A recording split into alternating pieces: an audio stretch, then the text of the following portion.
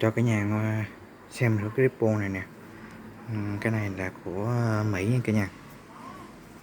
Cái này đây mình đang quay cho cả nhà coi nha. Đây nè. Cả nhà thấy không? Đây.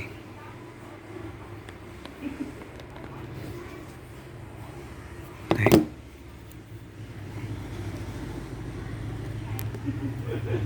Đó. Đó. Đây quay xa xa ra nè. Đó. Cả nhà thấy Ripple cả nhà. Đây.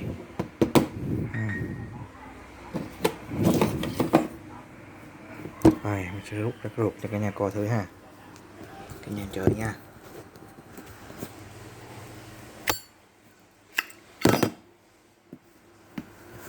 Đây.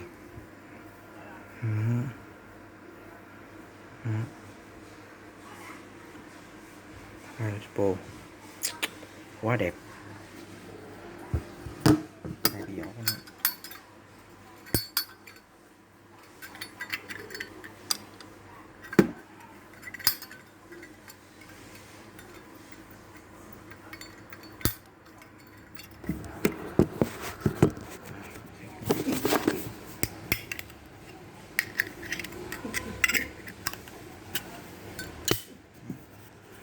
Nãy giờ cả nhà thấy cái âm thanh của cái Ripple này đúng không? Cái này xài ngon cả nhà.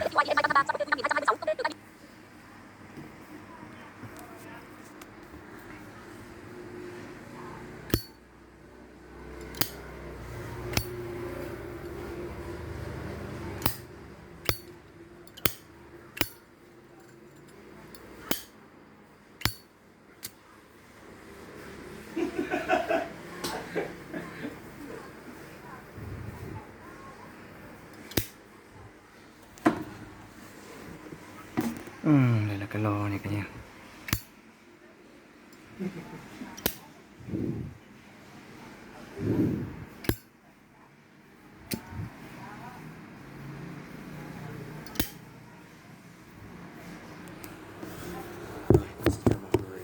Cả nhà sẽ làm thanh nha.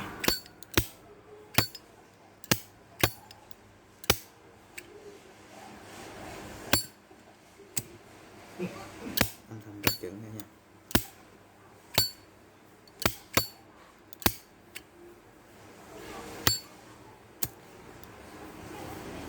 Ok.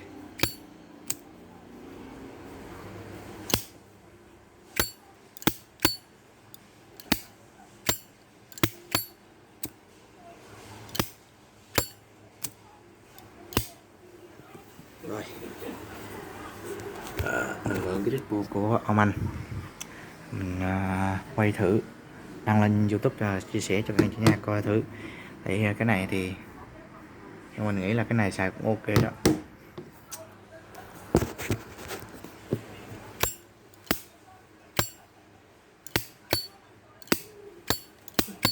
Đó, cái tiếng hay không? Tại mình xài lâu rồi nó tinh tiếng nè, tinh tiếng, tiếng này.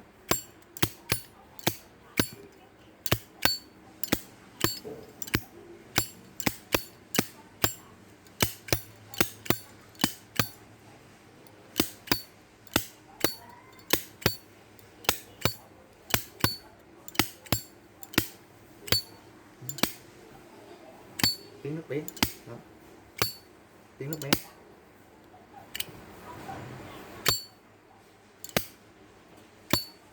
thấy không,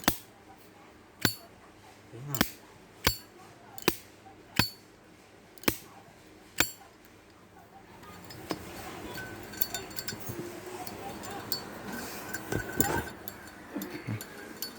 Cái này coi nè, tiếng rất bén.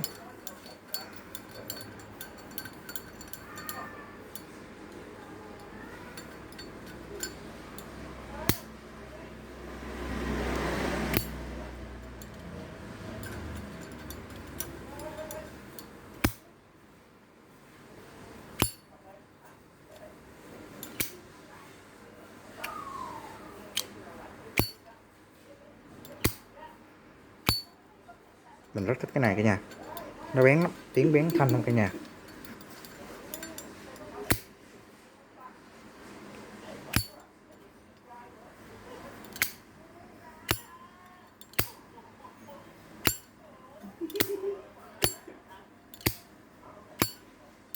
Cái này cũng coi như là hàng thiệt nha cả nhà. Rồi mình cho cả nhà coi cái này nè, cái này hồi trước mình có quay rồi, cái này thì nó là hàng cổ. Tiếng này không hay lắm, tiếng này thì nghe nó, cái này thì thường.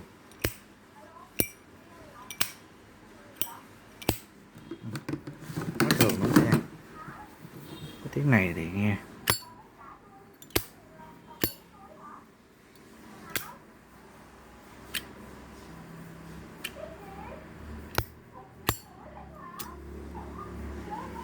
chặt cái cháy liền, ăn lửa lắm, cháy liền, rất ăn lửa cả nhà, nhạy bén, nhạy lắm, triple nhạy. Nó tiền làm cô nấy mà, xài hàng triệu thì nó sẽ ra ngon thì hàng triệu.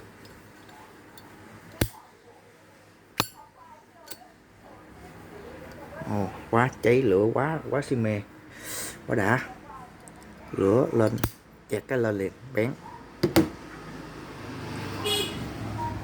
Xài cái này, cái hàng thiệt á thì xài lâu rồi nó cũng không có lỏng gì đâu, đừng có rơi rớt được rồi.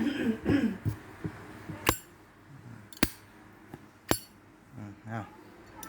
Cái tiếng bén, bắt rất bén, rất bén.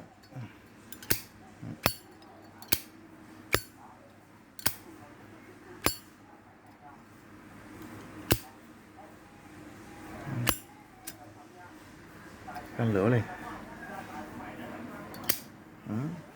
bén lắm cả nhà. Đây cái đít của nó nè, cả nhà thấy không, quay về không biết mọi người thấy hay không đây.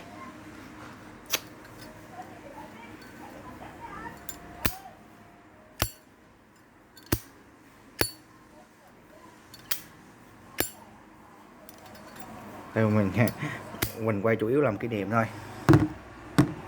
cái này đã thiệt.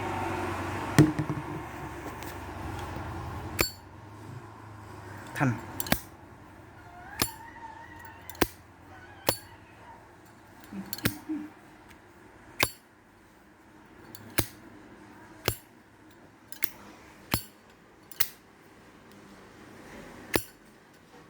rồi, video tới đây được rồi, tạm biệt cả nhà.